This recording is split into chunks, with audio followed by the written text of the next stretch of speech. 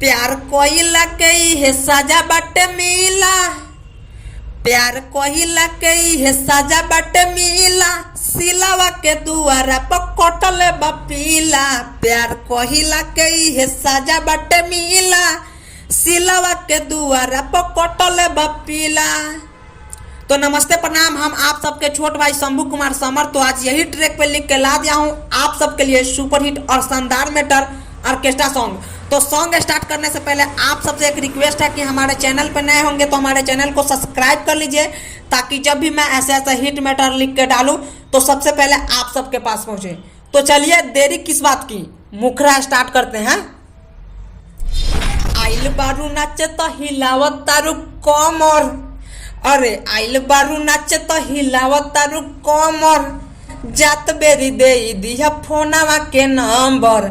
आइल बारू नाचे तो हिलावत तारू कमर, जात बेरी दे दिया फोनावा के नंबर।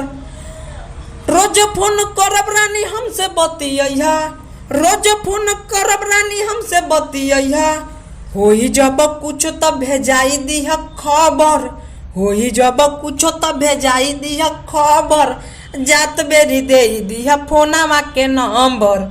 आइल बारू नाचे तो हिलावत तारू कमर, जात बेरी दे दिया फोनावा के नंबर। तो चलिए इसका अंतरा स्टार्ट करते हैं। कहबू तू जहाँ जाना उहाँ मिले हाइब, तोरा लेखा माल हम कतही न पाइब। अरे कहबू तू जहाँ जाना उहाँ मिले आइब, तोरा लेखा माल हम कतही न पाइब।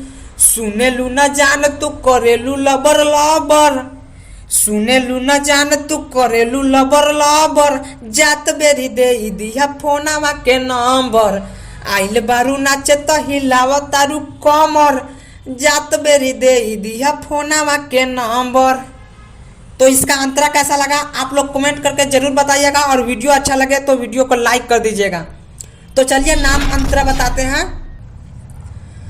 कोई कैसे जान हमर धर के लछतिया, नाचेलू तो हिले तोहर नाकावा के नथिया।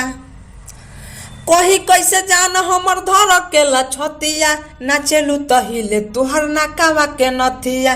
टून टून मुकेश साथे अइले शंभू सहमर, टून टून मुकेश साथे अइले शंभू सहमर, जात बारू दे दिया फोनावा के नंबर। आइल बारू नाचे तो हिलावत तारू कमर, जात बेरी दे दिया फोनावा के नंबर। तो दोस्तों हमारा लिखा हुआ गाना आप लोगों को कैसा लगा प्लीज कमेंट करके बताइएगा, और वीडियो अच्छा लगे तो लाइक कमेंट शेयर कर दीजिएगा। चैनल पे नए होंगे तो चैनल को सब्सक्राइब कर लीजिएगा। तो फिर कल सुबह मिलते हैं किसी नेक्स्ट वीडियो में, तब तक के लिए बाय।